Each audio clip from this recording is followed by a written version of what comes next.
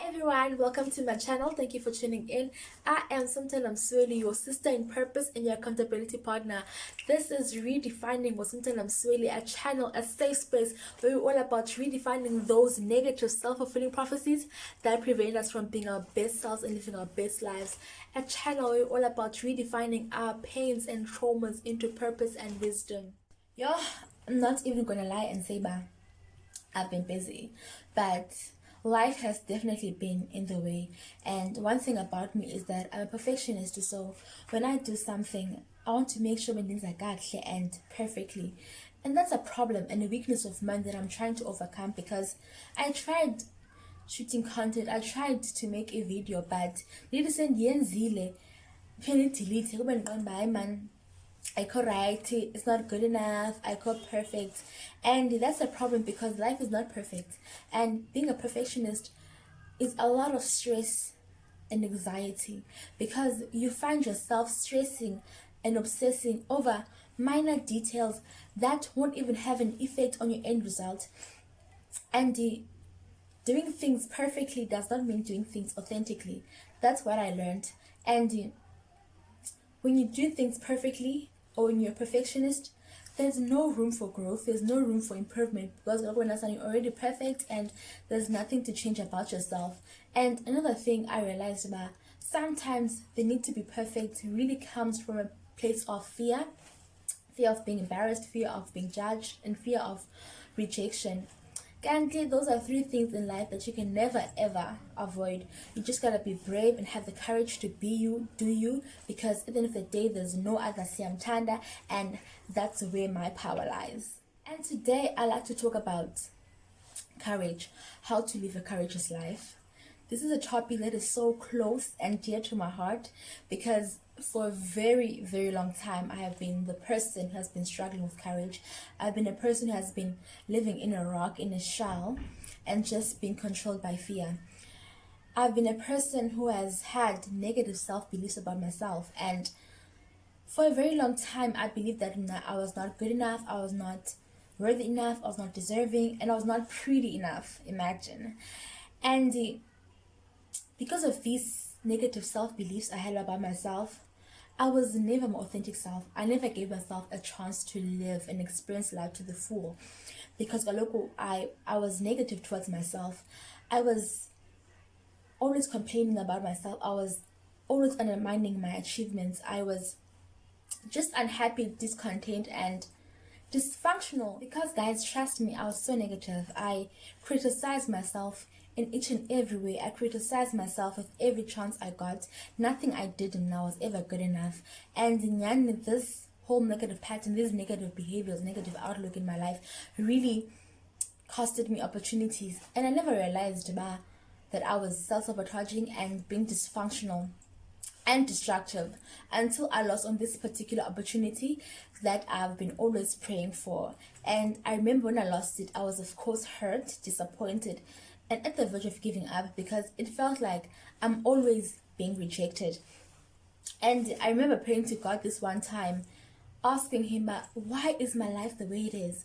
Why does it seem like I'm always losing out to opportunities? What can I do?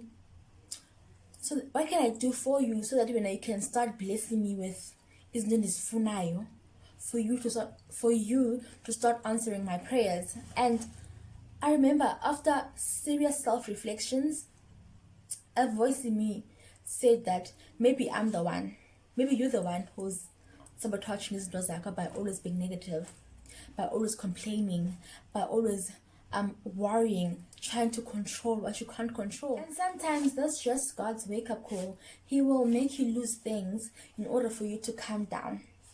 And this saying is very true that sometimes you'll have to lose your good thing in order for you to value and appreciate it. And even though God's wake-up call is uncomfortable and unpleasant, but I'm grateful for it because I learned my lesson. I learned to appreciate and value each and every blessing in my life, whether it be big or small. Appreciate each and every experience in my life. And one thing about me now is I will show gratitude for each and everything in my life. One thing about my God, he's a God of second chances and a God that never leaves or forsakes his children, a God that has his children's back. No, a God that has the backs of his children, or the other way. I don't know. You get my point.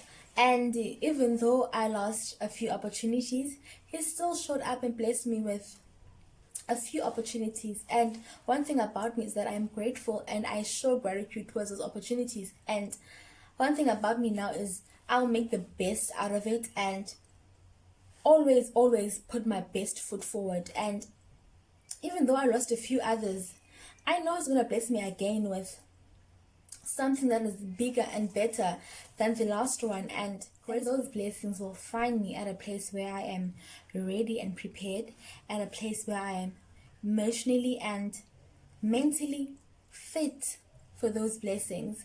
And one thing about me that I've learned and realized is that I'm exactly where I am supposed to be. And no experience of mine, nothing I ever went through or gone through will ever go to waste. It is all part of God's purpose for my life. And a few delays in my life does not mean I'll never reach where I'm destined to be. Does not mean I am denied of my destiny. And that is the greatest and most comforting lesson I've ever learned. Another thing is that you can never ever be the best version of yourself, create the life you desire, the life you deserve, if you are going to give into the negative chatter. And I can tell you now, there are a lot of people out there with valid dreams and desires that are unfulfilled due to giving into the negative chatter and are lacking the necessary courage to take the actions to get them where they desire to be. Enough of the blabbing. I feel like I've been all over the place, and what I really wanted to talk about was how to live courageously. And in my journey of personal development and self-discovery, I discovered 4 essential tools that help me live a courageous life. Tools that I want to share with you, tools that will help you live courageously and transform your lives for the better.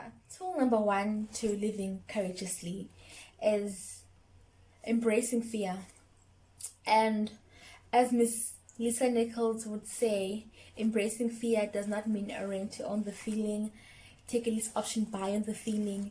It simply means bringing it to your full conscious and acknowledging your fears and not letting your fears paralyze you or prevent you from creating the life of your dreams and prevent you from being the woman or the man of your dreams. After all, courage is not the absence of fear. It's all about the willingness to do it afraid, the willingness to live your life to the full in the presence of fear. And I can tell you now, there are a lot of people out there that are living stagnant lives due to giving into their fears. And never let that be you. Never let fear be the reason why you are not living life as the man or the woman you are called to be.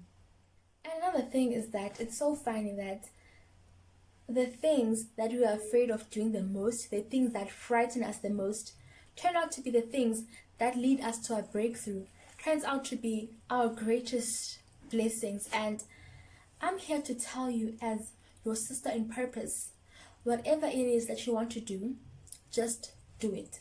Just act. Act in the presence of fear, and everything else will fall into place. And there's a phrase in the movie In the Secret that stuck with me that says, don't delay, don't second guess. When the opportunity is there, when the impulse is there, act. And as a sister in purpose, I'm going to tell you, act, take action, don't be held back by fear. And Namu, I am trying, and together in this tribe, we will hold each other accountable. We will help each other through our fears. The second tool to living courageously is being accountable. And this is one truth no one wants to hear. And I wrote down on my diary that taking accountability for your actions is a part of being courageous, because when you are accountable, you let go of the need to be right. And when you feel like you are always right, you are giving away your power, because you feel like there's nothing to change about yourself, and that it's the other person that needs to do the changing. And I know that it is very true that sometimes our environment plays a role or influences how we behave, but when you are accountable, you stop allocating the blame to others and acknowledge that your actions might have played a role in that situation. Because kade nakosiphi isimo sonke sidlalile indima, and that's one thing we should know. And how you reacted to that situation is your choice. So I'm telling you now, as your sister in purpose and as your accountability partner, never allow anyone or anything change how you feel inside or influence how you behave, how you act in a negative way. The third tool is embracing vulnerability.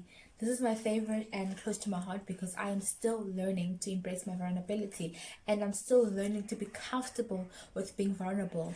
And when you're vulnerable, you let go of the need to be perfect. You release yourself from the shackles of perfection.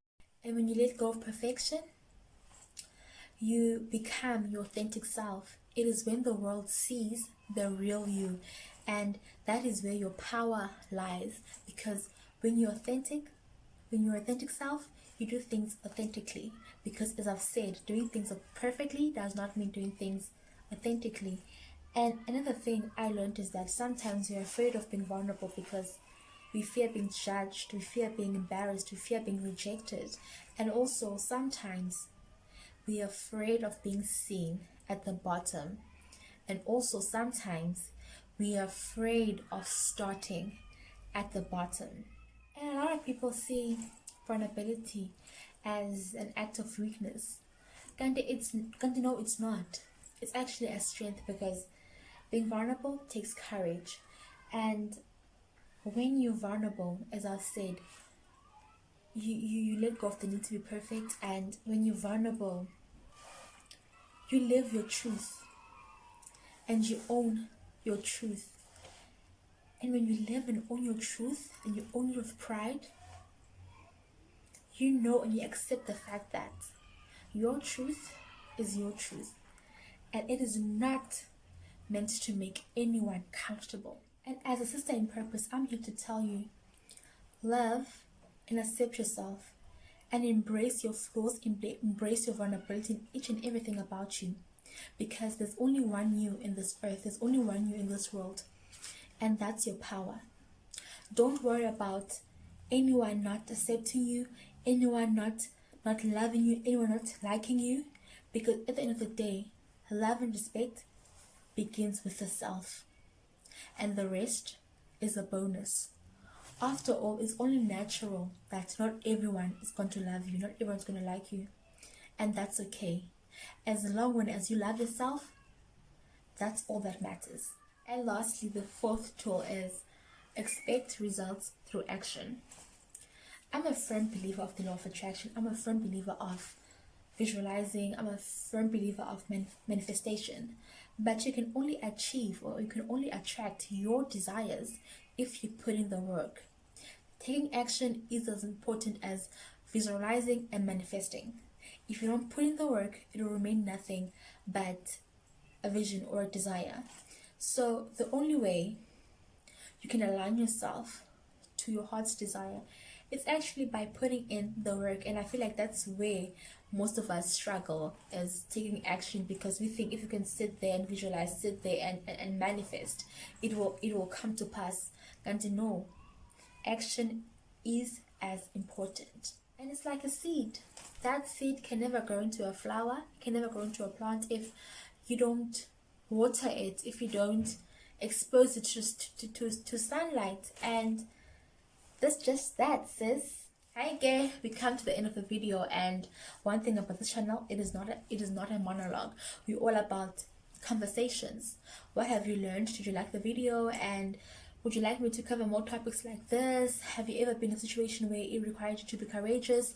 And what does courage mean to you? And is this something that you would like to do but you're so afraid of doing it? Just comment in the section below and let us conversate. And until next time, I love you all. Oh wait, cheers to living purposefully, cheers to living a courageous life, and cheers to being the women or the man of our dreams and living our best lives. And until next time, love you all.